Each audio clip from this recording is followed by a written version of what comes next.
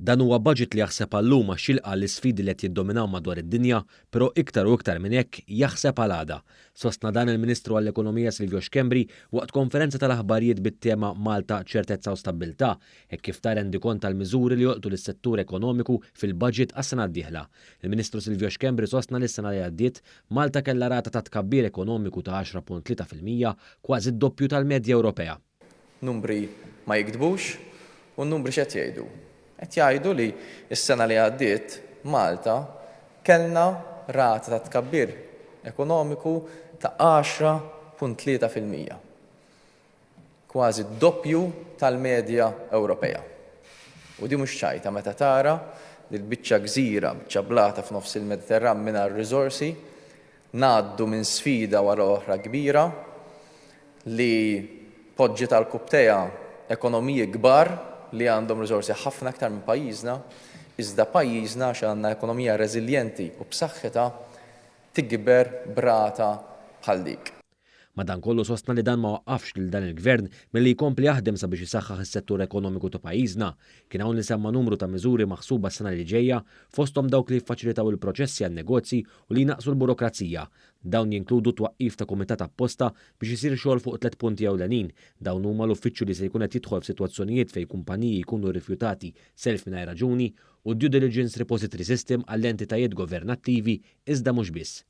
L-ewwel għan primarju huwa li nistabbilixxu qafas regolatorju li jagħti dritt il-kumpaniji li jkollhom kont bankarju. Nafu kemm għandek diversi kumpaniji li jsibuha diffiċli mhux biss li jiftħu kont bankarju, imma l-proċess tul ta' żmien li jmorru jiġu jitolbu dokumenti oħra jkunu talbuhom proċess burokratiku li jxekkel dal-operat. Il-Ministru Silvio Xkembri semma wkoll li dan il-Kumitat se jara li tiġi introdotta sistema ċentralizzata bil-ħsieb li din tiġi implementata fl-awtoritajiet pubbliċi u eventwalment għas-settur privat ukoll biex jitnaqsu l-proċessi u jitpoġġew kollha taħt saqaf wieħed. Waqt din il-konferenza tal-aħbar jiġi spjegat ukoll li pajjiżna qiegħed jinvesti 470 miljun euro fuq 7 snin f'infrastruttura industrijali. Dan minn barra l-bini ta' plozzu fabriki ġodda kif ukoll proġett ta' 36 miljun euro f'aċċessibilità f'toroq ġodda f'żoni industrijali. Fil-fatt, bħalissa qiegħed isir xogħol fiż-żoni industrijali ta' Ħalluqa, Bulebel u Ħalfar fost oħrajn.